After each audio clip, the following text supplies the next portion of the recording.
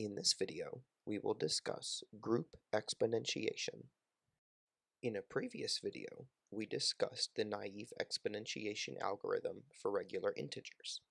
Now, we'll discuss how the exponentiation behaves when working inside of a group.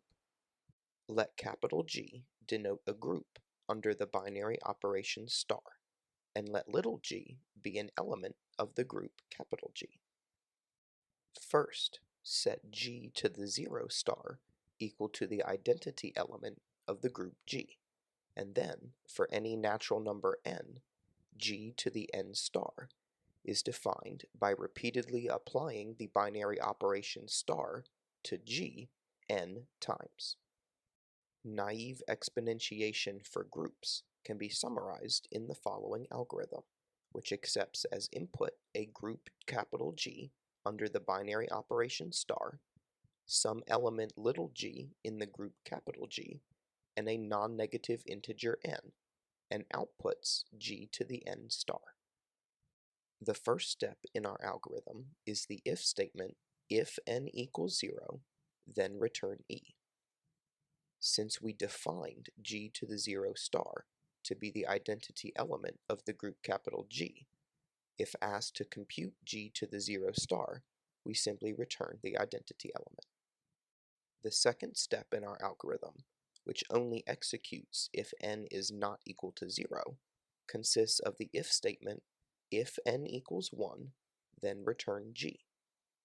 Since any group element raised to the first power is itself, if we're asked to compute g to the 1 star, then we return the element g itself.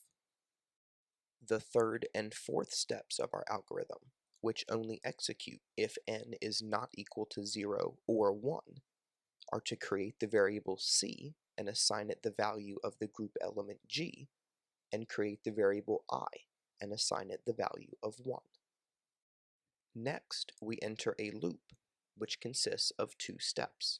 The first is to redefine the variable c by assigning it the value c star g, and the second is to redefine the variable I by assigning it the value I plus 1.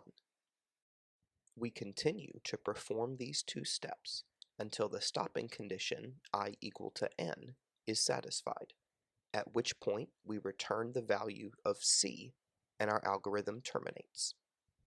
Let's use this algorithm to compute 3 to the 3 star in the multiplicative group z mod 5 under the binary operation O times. Remember that since we're working in the multiplicative group z mod 5, the binary operation O times will take in two group elements a and b and return a times b mod 5. The value of n for our algorithm is 3 in our case, and so the algorithm will skip steps 1 and 2 and proceed directly to steps 3 and 4, which are to create the variable c and assign it the value of 3, and create the variable I and assign it the value of 1.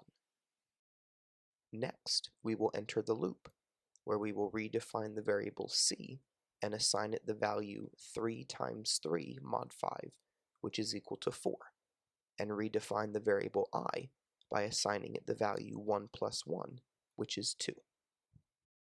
Currently, I is equal to 2, but n is equal to 3, so our stopping condition is not satisfied, so we must re-enter the loop and perform the steps again. We redefine the variable c by assigning it the value 4 times 3 mod 5, which is equal to 2, and redefine the variable I by assigning it the value 2 plus 1, which is equal to 3. Our stopping condition, I equal to n, is now satisfied, so we return the current value of c, which is 2, and our algorithm terminates.